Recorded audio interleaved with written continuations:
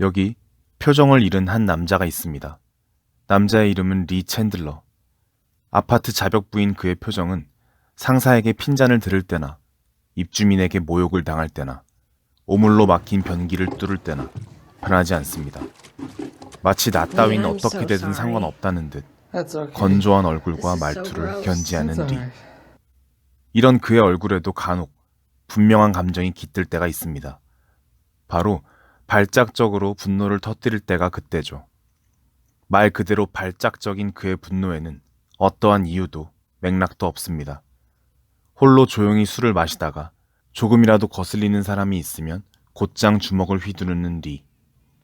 터지고 찢긴 상처가 아프기도 하련만 자신의 상처를 살피는 그의 표정은 남의 상처를 보는 듯 무미건조하기만 합니다. 과연 그에겐 어떤 사연이 있는 걸까요? 정말 그는 처음부터 구제불능인 인간이었던 걸까요?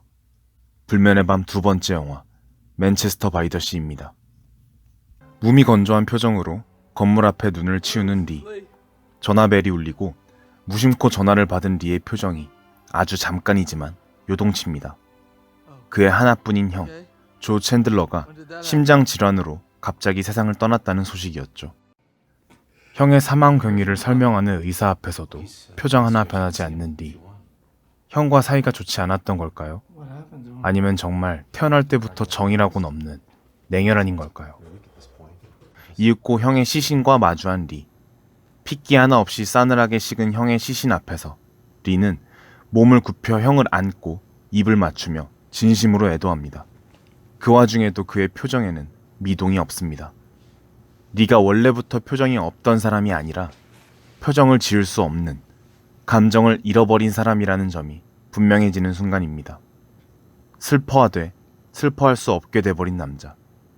그에겐 대체 어떤 일이 있던 걸까요? 사실 리라고 처음부터 까칠한 인간인 건 아니었습니다. 오히려 그 반대에 가까웠죠. 리는 사랑스러운 두 딸과 갓난 아들의 아버지였고 무뚝뚝한 아내마저 무장 해제시키는 그런 유쾌함의 소유자였습니다. 워낙에 넉살이 좋던 그이다 보니 그의 집 지하실에선 마을 남자들의 유쾌한 비명이 끊이지 않았죠. 사건이 있던 그날 역시 마찬가지였습니다. It's 2 o'clock in the fucking morning. Get these fucking assholes dressed and get them the fuck out of here. 감기 몸살에 한층 더 까칠해진 아내의 성화에 급히 친구들을 돌려보는 리. 단단히 화가 났던 아내도 리의 앞에선 너털 웃음을 터뜨리고 맙니다.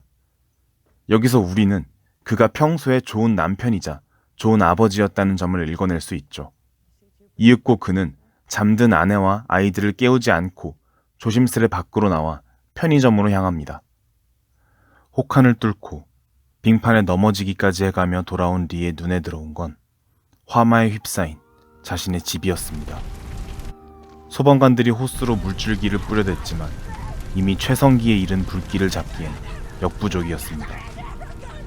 상황을 믿지 못한 채 얼어붙은 리의 옆에선 아내 랜디가 오열하고 있습니다. 집안에 아이들이 있다 라는 절규와 함께요. 숫덩이가 된 기둥 몇 개만을 남긴 채 전소한 리의 집. 잿속을 살피던 구조대원들이 비닐팩에 뭔가를 조심스레 수습해 안고 나옵니다. 리가 사랑에 맞지 않던 3명의 자녀들이었죠. 여전히 상황을 받아들이지 못한 듯한 리의 모습. 이윽고 이어진 경찰 진술에서 그는 자신도 몰랐던 사건의 전말을 파악하게 됩니다.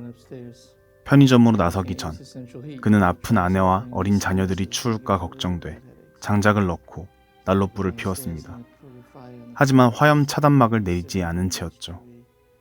리가 편의점에 가 있던 사이 불붙은 장작이 바닥으로 떨어졌고 결과적으로 목숨보다 사랑했던 세 자녀가 죽음을 맞게 됐습니다. 사건 경위를 파악한 경찰은 오히려 리를 위로하며 그를 돌려보냅니다. 화염 차단막을 깜빡한 게 죄는 아니라고. 당신은 그저 실수를 저질렀을 뿐이라면서 말이죠. 힘없이 조사실을 나서던 그는 발작적으로 경찰의 총을 뽑아들고 자살을 시도합니다. 제발 죽게 해달라고 울부짖는 리와 그런 아들을 바라보는 늙은 아버지의 표정이 오버랩되며 리의 회상은 마무리됩니다. Lee, nobody can appreciate what you've been through. If I can 그날 이후 리는 감정과 표정을 영영 잃어버렸습니다.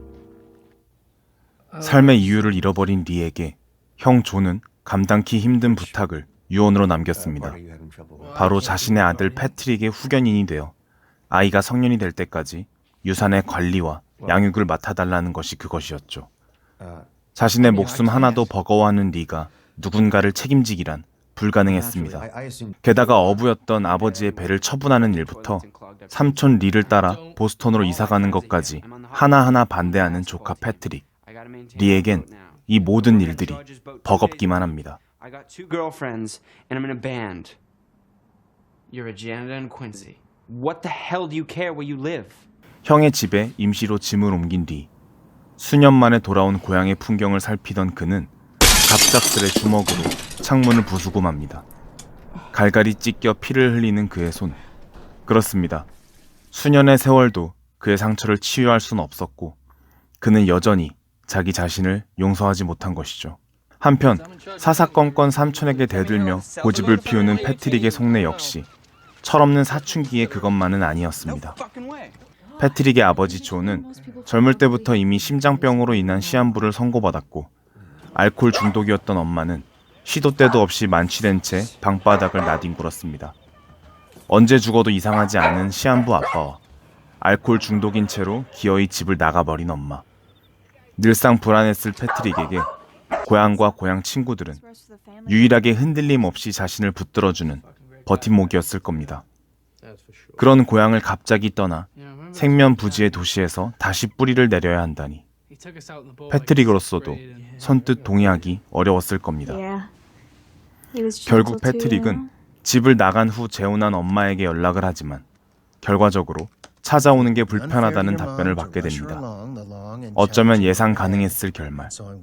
장문의 거절 메일을 읽는 패트릭의 눈가는 어딘지 모르게 쓸쓸함이 맺힙니다.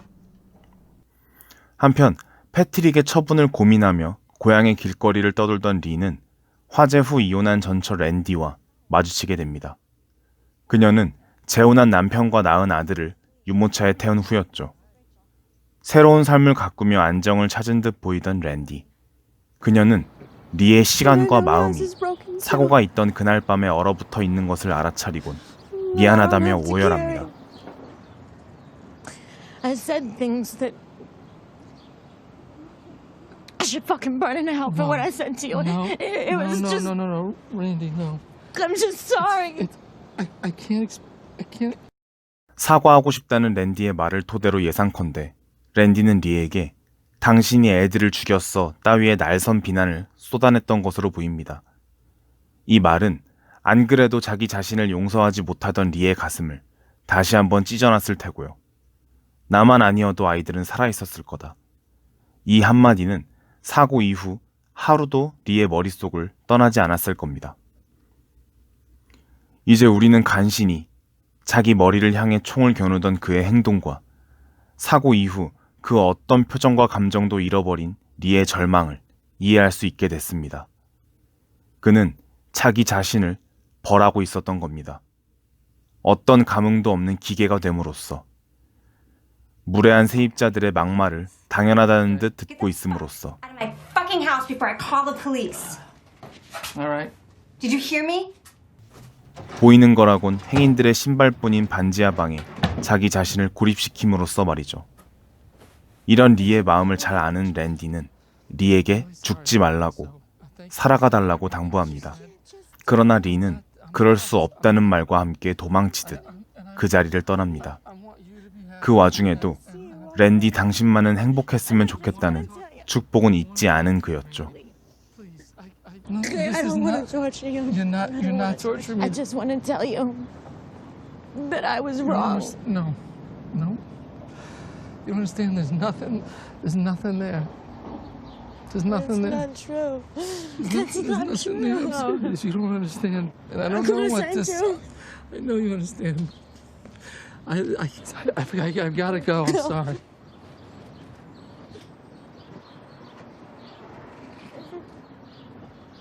랜디와 헤어진 직후 바에서 술을 마시던 리는 가볍게 어깨가 부딪힌 남자에게 주먹을 휘두릅니다. 사실 첫 번째 주먹질 이후로 리는 남자의 일행에게 일방적으로 폭행을 당했으니 사실 그는 때리고 싶었다기보단 미친 듯 맞고 싶었는지도 모릅니다. 형의 친구 조지에게 구조된 리는 아픈 진실을 인정하게 됩니다. 내 상처는 여전하고 자신은 고향을 견딜 수 없어 한다는 점 말입니다.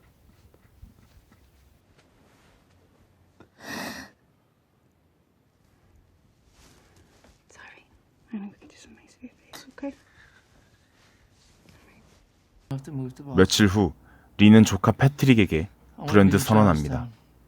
너는 형의 친구 조씨가 맡을 것이고 형이 남긴 양육비도 전부 조씨에게 보낼 것이라고요. 그리고 자신은 보스턴으로 돌아가겠다고 말이죠. 고향에서 같이 살면 안 되냐며 울먹이는 조카에게 리는 담담하게 하지만 떨리는 목소리로 고백합니다. Come on, Patty.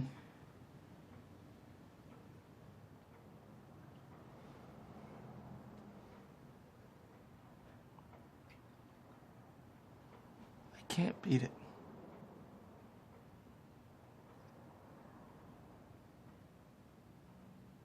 I can't beat it. 리를 짓누르는 고통의 무게를 공감한 걸까요? 패트릭은 말없이 고개를 떨구고 그렇게 상처 많은 삼촌과 조카는 다 안다는 듯 서로를 끌어안고 눈물을 흘립니다.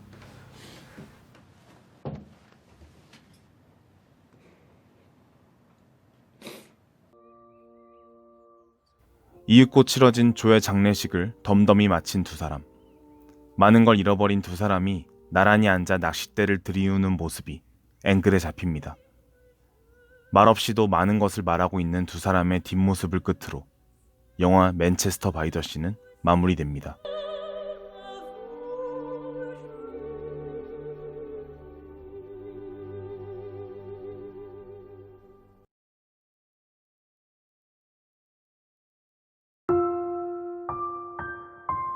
형 조의 유언장을 받아들었을 때 리는 분명 무척 당황했습니다. 자신과는 한 번도 상의한 적이 없는 내용이라면서 말이죠. 게다가 리가 누군가를 양육하고 책임질 상황이 못 된다는 것은 형인 조가 누구보다 잘 알고 있었을 겁니다. 그래도 삼촌인 네가 아들을 맡으라는 다소 대책 없는 충동이었을까요? 하지만 대책 없이 유언장을 써갈겼다기엔 형 조의 유언장 내용은 너무나 구체적이고 또 치밀합니다. 아들 패트릭에 대한 양육비는 물론 리가 고향으로 돌아올 때 들 이사 비용까지 따로 책정돼 있었으니까요. 패트릭이 조를 따라 보스턴으로 가도 되는데 왜 조는 굳이 리를 고향으로 오도록 유언장에 못 박아둔 걸까요? 사실 형 조의 입장에선 사랑하는 동생이 감정적 식물인간으로 살아가는 모습을 두고 볼 수 없었을 겁니다. 그렇다고 다 큰 동생을 고향으로 끌고 올 수도 없는 노릇이었죠. 어쩌면 조는 리가 패트릭을 위해서라도 고향으로 돌아와 자신의 상처와 직면하고 치유받기를 원했는지도 모릅니다. 더는 지나간 일로 아파하지 말라고. 모든 것이 시작된 이 고향에서 새 삶을 시작하라고 말이죠. 이런 형의 마음을 읽은 듯 리 역시 처음에는 고향에서 일자리를 구하는 등 적응을 위한 노력을 합니다. 그러나 지나간 과거의 사건 정도로 치부하기엔 고향에서 그가 받은 상처가 너무나도 컸습니다. 영상에서는 담아내지 못했지만 사실 영화에서 리의 사고 회상 장면은 리가 고향에 있는 내내 섬광처럼 잠깐씩 나타났다 사라지는 것으로 연출돼 있습니다. 그렇습니다. 리는 현재를 살되 여전히 과거의 그날을 살아가는 중이었던 거죠. 리가 패트릭에게 다시 한번 고향을 떠나겠다고 선언할 때 그의 표정이 울먹이는 듯 보였던 것도 그 때문일 겁니다. 그는 결국 자신의 상처는 조금도 치유되지 않았고 앞으로도 그럴 것이라는 냉엄한 진실을 깨닫게 된 거죠.